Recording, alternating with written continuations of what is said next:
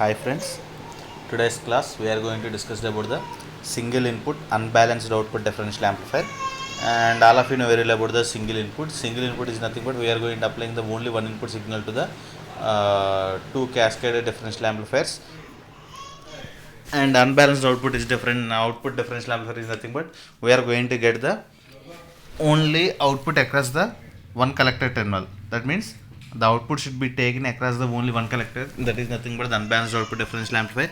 And single input is nothing but we are going to applying the input to the only one of the emitter biased circuit. In this configuration, an input signal can be applied to the base of either transistor and the output can be measured at either collectors. అంటే ఇక్కడ వచ్చేసరికి ఏంటంటే unbalance కాబట్టి ఏదో ఒక collector దగ్గర నుంచి మనం అవుట్పుట్ మెజర్ చేసుకోవచ్చు, అండ్ సింగిల్ ఇన్పుట్ కాబట్టి ఏదో ఒక ఇన్పుట్ టెర్మినల్కి మన ఇన్పుట్ని కనెక్ట్ చేసుకోవచ్చు అనమాట.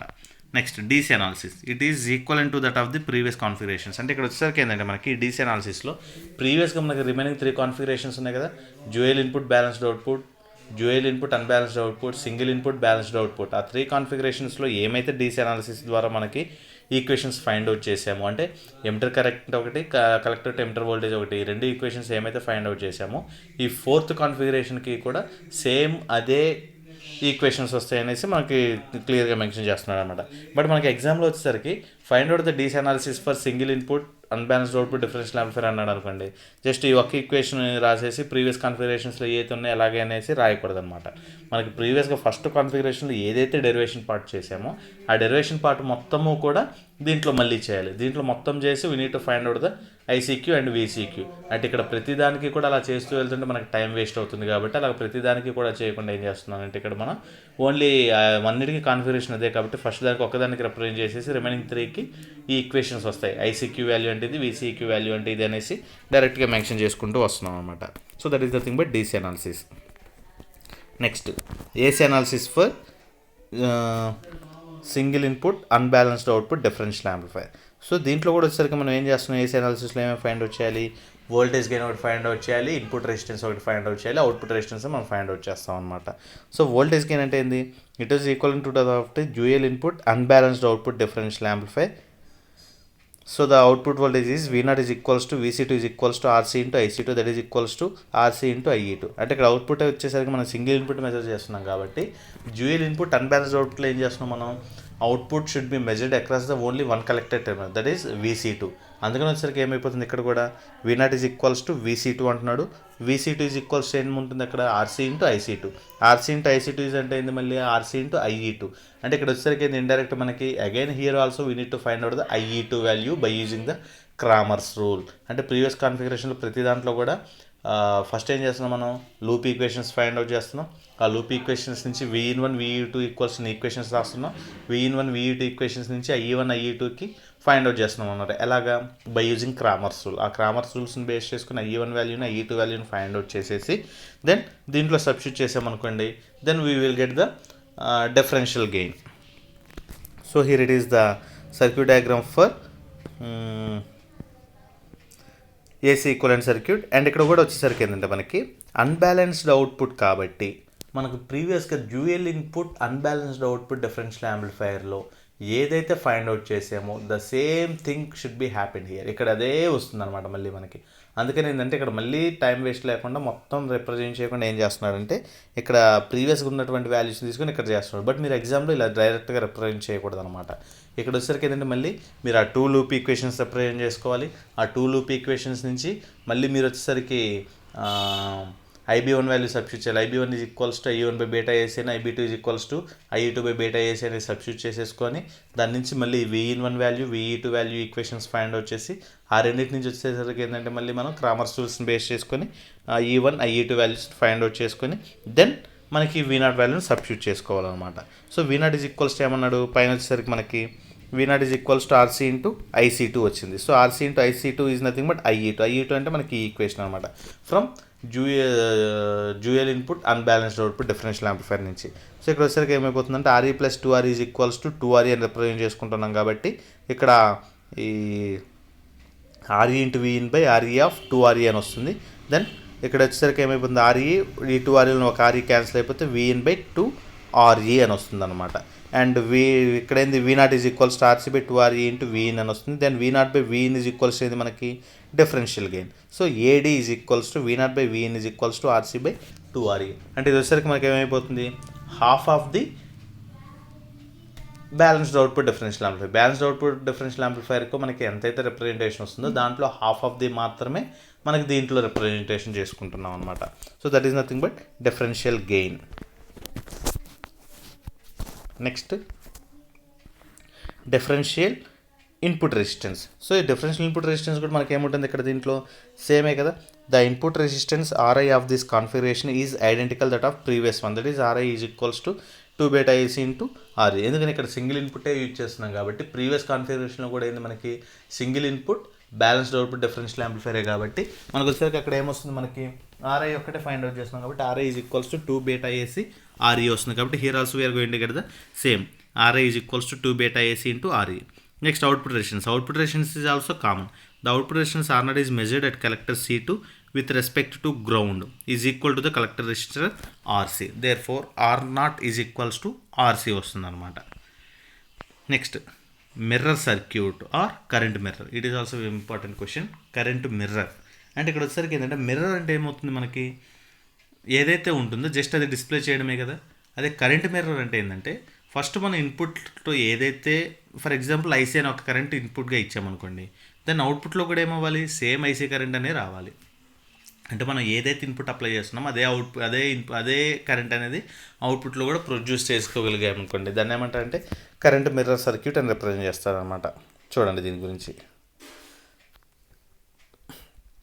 The circuit in which the output current is forced to equal the input current is set to be a current mirror circuit. అంటే ఇక్కడ వచ్చేసరికి ఏంటంటే అవుట్పుట్లో మనకి ఏదైతే కరెంటు పాస్ అవుతుందో అదే కరెంట్ అనేది ఇన్పుట్లో కూడా ప్రజెంట్ అయితే then that type of circuit is nothing but current mirror circuit అని చెప్తాడు అనమాట. That is in current mirror circuit the output current is a mirror image of the input current.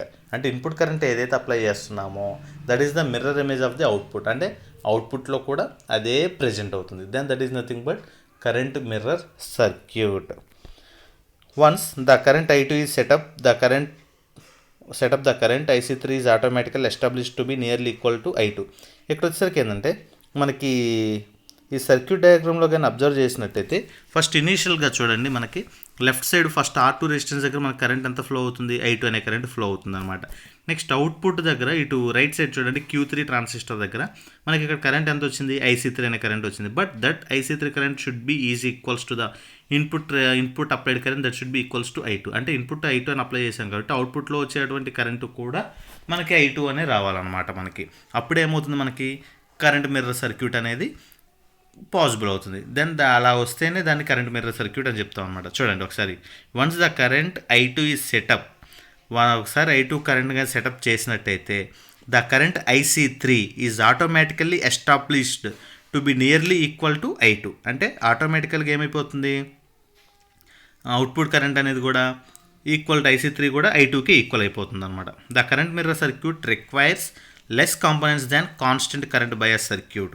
అంటే మనకు కాన్స్టెంట్ కరెంట్ బయాస్ సర్క్యూట్కి కావాల్సినటువంటి components కంటే కూడా మనకి current mirror సర్క్యూట్లో తక్కువ కాంపోనెంట్స్ రిక్వైర్మెంట్ ఉంది. అసలు కాన్స్టెంట్ కరెంట్ బయాస్ అంటే ఏంది, in the name itself constant current. అంటే మన ఇన్పుట్లో ఏ కరెంట్ అయితే పాస్ చేస్తున్నామో the same current should be produced at the output side also. Input current ఏదైతే ప్రొడ్యూస్ చేస్తున్నామో అవుట్పుట్ కూడా సేమ్ అదే కరెంట్ని ప్రొడ్యూస్ చేయాలి. అలా చేయడానికి ఏమన్నామంటే కాన్స్టెంట్ కరెంట్ బయాస్ అంటున్నాడు. బట్ ఇక్కడ కరెంట్ మిర్రర్ సర్క్యూట్ కూడా సేమ్ అదే అవుట్పుట్ని ప్రొడ్యూస్ చేస్తుంది అనమాట. అంటే మనకి ఇన్పుట్ ఏదైతే అప్లై చేస్తున్నామో అవుట్పుట్ కూడా మనకు అలానే అవుట్పుట్ వస్తుంది కాబట్టి so when compared with the constant current bias circuit the mirror circuit requires the less components అని చెప్పుకుంటున్నాడు. Because of its simplicity and easy of fabrication. దాని యొక్క సింప్లిసిటీ వల్ల ఆ ఫ్యాబ్రికేషన్స్ అనేవి ఈజీగా ఉండటం వల్ల ఏమవుతుందంటే మనకి ఆ కాంపోనెంట్స్ రిక్వైర్మెంట్ అనేది తక్కువగా ఉంటుంది. దేంతో కంపేర్ చేసినప్పుడు కరెంట్ బయాస్ సర్క్యూట్తో కంపేర్ చేసినప్పుడు కాన్స్టెంట్ కరెంట్ బయాస్ సర్క్యూట్తో. It is mostly used in integrated amplifiers such as differential and operational amplifiers. ఇది ఎక్కడ యూజ్ చేస్తామంటే current bias circuits mostly we're going to used in the integrated amplifiers and differential amplifier. Integrated యాంప్లిఫైర్స్లో డిఫరెన్షియల్ యాంప్లిఫైర్స్లో రెండింటిలో use చేస్తాం. Differential amplifier అంటే ఏంది, జస్ట్ నో ఇప్పటివరకు కూడా మనం డిస్కస్ చేసుకుంటూ వస్తుంది. ఇంటిగ్రేటెడ్ యాంప్లిఫైర్స్ అంటే మనకు నెక్స్ట్ టాపిక్స్ వస్తాయి అనమాట. దాని గురించి అప్పుడు డిస్కస్ చేసుకుందాం. సో ఇక్కడ అబ్జర్వ్ చేయండి అమ్మా. ఫస్ట్ ఇక్కడ లెఫ్ట్ సైడ్ సర్క్యూట్లో కరెంట్ మిర్రర్ అని ఉంది. ఈ కరెంట్ మిర్రర్కి వచ్చేసరికి ఏముంది, మనకి ఐ సోర్స్ అనేది ఇన్పుట్గా అప్లై చేసాం. నెక్స్ట్ సింక్ అని ఇచ్చాడు ఇక్కడ, అది కూడా invert direction. I sink is nothing but output. Source is nothing but input, sink is nothing but output. ఇక్కడ కరెంట్ మిర్రర్ అంటే ఏం చెప్పుకున్నాడు, మనకి ఇన్పుట్గా ఏదైతే మనం అప్లై చేసుకుంటున్నామో అవుట్పుట్గా కూడా మళ్ళీ మనకు అదే ప్రొడ్యూస్ చేయాలనుకుంటున్నాం కాబట్టి ఐ సోర్స్ అనేది ఇన్పుట్గా అప్లై చేసామంటే ఐ సింక్ అనేది కూడా మనకి మళ్ళీ సేమ్ అదే కరెంట్ని మనం ప్రొడ్యూస్ చేసుకుంటూ వస్తున్నాం అనమాట. That's why I source is equals to I sink అని చెప్పుకుంటాం. That is nothing but current mirror circuit. And దీంట్లో వచ్చేసరికి ఏం చెప్తున్నాడు, ఫర్ ఎగ్జాంపుల్ మనం రెసిస్టెన్స్ R2లో I2 అనే కరెంట్ కానీ ఫ్లో అవుతున్నట్టయితే Q3 ట్రాన్సిస్టర్ దగ్గర IC3 అనే కరెంట్ కానీ వచ్చింది అనుకోండి, that should be forcely equals to I2 current. అంటే I2 కరెంట్ ఏదైతే మనం ఇన్పుట్గా అప్లై చేస్తున్నామో that should be get at the output side also. That's why it is nothing but we call it as a current mirror circuit. Next, the Q3 and Q4 are identical transistor. Their base emitter voltages must be equal and their base and collector currents must also be equal. అంటే ఇక్కడ మనం Q3 Q4 కానీ identical transistor అంటే రెండింటిని కూడా same type of transistors కానీ consider చేసుకున్నట్టయితే their base emitter voltages must be equal. అంటే దాని యొక్క బేస్ ఎమిటర్ వోల్టేజెస్ రెండు కూడా ఏమైపోతాయి అంటే మనకి ఈక్వల్ అయిపోతాయి. And their base and emitter currents must also be equal. Base emitter voltages next base collector currents ఆ రెండు కూడా ఏమంటున్నాడు, అన్నీ కూడా ఈక్వల్ అవుతాయి. ఎప్పుడు whenever we need to choose the Q3 and Q4 transistors are identical. రెండు కూడా ఈక్వల్ ట్రాన్సిస్టర్స్ కానీ కలెక్ట్ చేసుకున్నట్టయితే there for VBE3 is equals to VBE4, IC3 equal to IC4, IB3 is equals to IB4. Next, adding currents at node VB3. అంటే ఇక్కడ సర్క్యూట్లో చూడండి ఎక్కడ add చేయమంటున్నాడు, adding currents at node VB3. ఇక్కడ VB3 ఎక్కడ ఉంది, ఈ పర్టికులర్ పాయింట్లో ఉంది. ఇక్కడ VB3 దగ్గర ఏమేమి వస్తున్నాయి మనకి, అసలు నోడ్స్ని యాడ్ చేయాలంటే ఇక్కడ అదేంటి మన condition some of entering currents is equals to the sum of leaving currents. So ఇక్కడ వచ్చేసరికి ఏమేమి ఉంది మనకి, I2 ఒకటి ఉంది, next IB3, next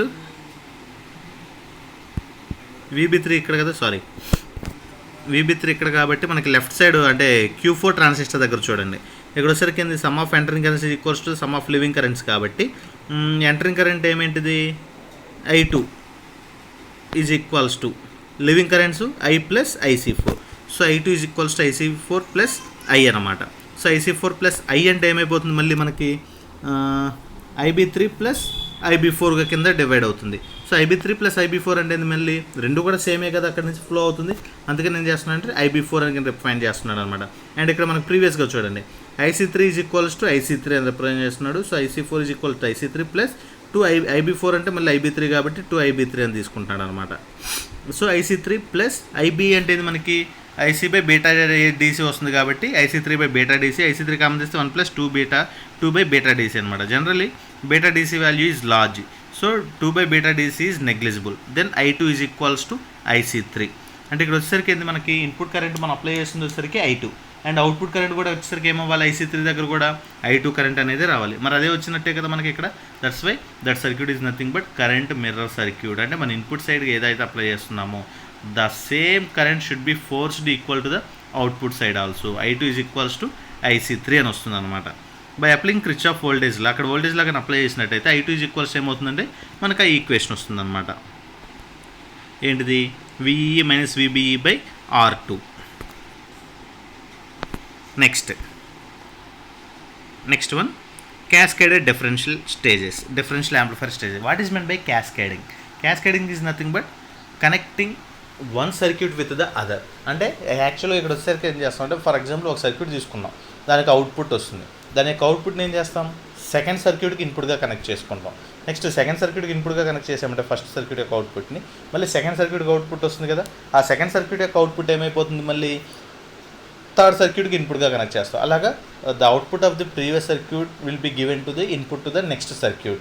like that we're going to connecting the circuits in cascading manner. So here the series connection of differential amplifiers is called cascading of differential amplifier. Which is used to produce single ended output. అంటే మనం ఇలా క్యాస్కేడింగ్గా connect చేయడం వల్ల ఏమైపోతుందంటే finally we're going to get the single output. మనం for example ఇలా క్యాస్కేడింగ్లో ఒక 5 సర్క్యూట్స్ కానీ సిరీస్లో కనెక్ట్ చేసుకుంటూ వెళ్ళామనుకోండి, అంటే ఫస్ట్ సర్క్యూట్ యొక్క అవుట్పుట్ని సెకండ్ దానికి ఇన్పుట్, సెకండ్ దాని యొక్క అవుట్పుట్ని థర్డ్ దానికి ఇన్పుట్, అలాగా ఫోర్త్ దాని యొక్క అవుట్పుట్ని ఫిఫ్త్ దానికి ఇన్పుట్గా కనెక్ట్ చేసామనుకోండి, ఈ 4 సర్క్యూట్స్ యొక్క అవుట్పుట్స్ ఫిఫ్త్ సర్క్యూట్కి ఇన్పుట్ అయ్యి ఫైనల్గా అవుట్పుట్ ఏమొస్తుంది, ఒక అవుట్పుట్టే కదా వస్తుంది మనకి. సో అందుకని ఏంటంటే by using this cascading circuits we're going to produce the single ended output. So the series connection of differential amplifiers is called cascading of differential amplifiers, which is used to produce single ended output. అంటే వీటన్నిటిని use చేసేదంటే ఒక single ended అవుట్పుట్ని produce చేసుకోవడం కోసం మనం use చేసుకుంటున్నాం. The typical two-stage differential amplifier circuit is commonly used as the input stage of the operational amplifier. In such a circuit, two differential amplifiers are connected in series. ఇక్కడ వచ్చేసరికి ఏంటంటే మనం use చేసే differential amplifiers మొత్తం కూడా 2-stage differential యాంప్లిఫైర్సే use చేస్తున్నాం అనమాట. అది వచ్చేసరికి ఏంది, ఈ circuit is commonly used as the input stage of the operational amplifier. ఇవన్నీ కూడా ఆపరేషనల్ యాంప్లిఫైర్కి ఇన్పుట్ స్టేజ్లో మాత్రమే కనెక్ట్ చేస్తున్నాం. In such a circuit two differential amplifiers are connected in series. ఇక్కడ వచ్చేసరికి ఏంది, ప్రీవియస్గా కూడా మనం డిఫరెన్షియల్ యాంప్లిఫైర్లో 2 ఎమిటర్ బయాస్డ్ సర్క్యూట్స్ని కూడా సిరీస్ కనెక్షన్లో కనెక్ట్ చేసే కానీ మనం ఫైనల్గా అవుట్పుట్ని ప్రొడ్యూస్ చేసుకోగలుగుతుంది, like that. Next, the 2 collector resistance of first stage are equal, represented as RC1, while the 2 collector resistance of the second stage are equal, shown as RC2. ఇక్కడ డయాగ్రామ్లో కానీ అబ్జర్వ్ చేసినట్టయితే here it is the cascading of the 2 differential amplifier circuit అనమాట. First వచ్చేసరికి ఏంది, left side part వచ్చేసరికి ఏమో first differential amplifier, second part వచ్చేసరికి ఏమో సెకండ్ డిఫరెన్షియల్ యాంప్లిఫైర్ అనమాట. సో దీంట్లో వచ్చేసరికి ఏంది, ఫస్ట్ డిఫరెన్షియల్ యాంప్లిఫైర్లో కలెక్టర్ రెసిస్టెన్స్ ఏమో రెండింటిని కూడా RC1 రిప్రజెంట్ చేసుకుంటున్నాడు. సెకండ్ డిఫరెన్షియల్ యాంప్లిఫైర్లో ఈ రెండింటి యొక్క కలెక్టర్ రెసిస్టెన్స్ని RC2 అని డిఫైన్ చేసుకుంటున్నాడు అనమాట. లైక్ దట్ ఇక్కడ చూడండి, ఇక్కడ అవుట్పుట్ వచ్చేసరికి V01 ఫస్ట్ దాంట్లో. సో దీని యొక్క అవుట్పుట్ని ఏం చేస్తున్నాడు, the first output of the differential amplifier is given to the input to the second differential amplifier. అందుకని దాని యొక్క కనెక్షన్స్ కూడా చూడండి, అవుట్పుట్ యొక్క ఫస్ట్ వచ్చేసరికి ఏమో సెకండ్ దాన్ని బేస్ టెర్మినల్ కనెక్ట్ చేస్తున్నాడు, ఇటు అవుట్పుట్ వచ్చేసరికి ఏమో ఇటు ఇంకొక బేస్ టెర్మినల్కి ఇన్పుట్గా కనెక్ట్ చేసుకుంటూ వస్తున్నాడు అనమాట. అందుకని ఇక్కడ ఏం చెప్తున్నాను లాస్ట్ పాయింట్లో, the 2 collector resistance of the first stage are equal, represented as RC1, while the 2 collector resistance of second stage also equal, shown as RC2. The first stage is a dual input balanced output differential amplifier. It uses an emitter resistance RE1 which carries a current to IE1, where IE1 is the emitter current of transistor Q1, which is same as current of transistor Q2. So ఇక్కడ వచ్చేసరికి ఏమంటున్నాడు, first దాంట్లో we're going to use the dual input balanced output differential amplifier. Dual input balanced output differential amplifier use చేస్తున్నాడు కాబట్టి రెండిట్లో flow అయ్యే current ఏంది, అంటే బ్యాలెన్స్ అవుట్పుట్ అంటే రెండు తీసుకోవాలి కాబట్టి అవుట్పుట్ ఫస్ట్ దాంట్లో IE1 అనే కరెంట్ ఫ్లో అవుతుంది, సెకండ్ దాంట్లో కూడా IE1 అనే కరెంట్ ఫ్లో అవుతుంది. కాబట్టి రెండిట్లో ఫ్లో అయ్యే కరెంట్ ఎంత అంటే IE1 + IE1 is equals to 2IE1 అనే కరెంట్ ఫ్లో అవుతుంది అనేసి రిప్రజెంట్ చేస్తున్నాను అనమాట. 2IE1 where IE1 is the emitter current of transistor Q1, which is same as the emitter current of transistor Q2 also. Next, the output of the first stage is given to the second stage. Thus, the first stage is driving the second stage. Hence, the 2 amplifiers are said to be cascaded. అంటే ఇక్కడ వచ్చేసరికి ఏం చేస్తున్నాం, first stage యొక్క అవుట్పుట్ని second స్టేజ్కి ఇన్పుట్గా connect చేస్తున్నాం. అంటే సెకండ్ సర్క్యూట్ వచ్చేసరికి దేని మీద డిపెండ్ అవుతుంది, ఫస్ట్ స్టేజ్ యొక్క సర్క్యూట్ మీద. అందుకని ఏమైపోతుంది, ఫస్ట్ స్టేజ్ మీద డిపెండ్ అయ్యి సెకండ్ స్టేజ్ ఉంటుంది కాబట్టి ఈ రెండు సర్క్యూట్స్ కూడా ఎలా కనెక్ట్ అయ్యి ఉంటాయి అంటున్నాడు, క్యాస్కేడింగ్ మోడ్లో కనెక్ట్ అయ్యి ఉంటాయని చెప్పుకుంటున్నాడు. Next, the second stage uses a pair of sampling resistance and the emitter resistance RE2. This carries a current to IE3, where IE3 is the emitter current of transistor Q3, which is same as emitter current of transistor Q4. Here single input unbalanced output is considered. ఇక్కడ second స్టేజ్లో వచ్చేసరికి ఏంటంటే pair of sampling resistance and 1 emitter resistance RE2 అనేది use చేస్తున్నాడు అని చెప్తున్నాడు, లాస్ట్లో RE2 use చేస్తున్నాను అని చెప్పుకున్నాడు. This carries A current, constant current 2IE3. అంటే RE1లో ఒక కరెంట్, RE' ఇంకో కరెంట్, రెండింటిలో కూడా 2 డిఫరెంట్ కరెంట్స్ ఫ్లో అవుతున్నాయి కాబట్టి IE1 + IE2 ఎంత 2IE3 అనే కరెంట్ ఫ్లో అవుతుంది అంటున్నాడు. Where IE3 is the emitter current of transistor Q3. అంటే Q3లో ఫ్లో అయ్యే కరెంట్ ఏమో IE3, Q4లో ఫ్లో అయ్యే కరెంట్ ఏమో ఇంకొక I3 కాబట్టి ఈ రెండింటిలో కలిపి వచ్చేసరికి ఎంత అవుతుందంటే 2IE3 అంటున్నాడు. అండ్ ఇక్కడ వచ్చేసరికి మనం యూజ్ చేసే డిఫరెన్షియల్ యాంప్లిఫైర్ ఏంటి, single input unbalanced output differential amplifier. The main requirement for the successful operation of this such cascaded circuit is the perfect matching of the transistor and the resistance values. మనకి ఇలా అన్ని connect చేసుకున్నా సరే మనకి పర్ఫెక్ట్గా output రావాలి అంటే here we need to maintain the equal transistors as well as the equal input resistance values. అంటే మనం తీసుకున్నటువంటి ఇన్పుట్ రెసిస్టెన్స్ వాల్యూస్ ఈక్వల్గా ఉండాలి, కరెక్ట్ మ్యాచ్ అవ్వాలి. అలాగే మనం తీసుకున్నటువంటి ట్రాన్సిస్టర్స్ కూడా ఈక్వల్గానే ఉండాలి.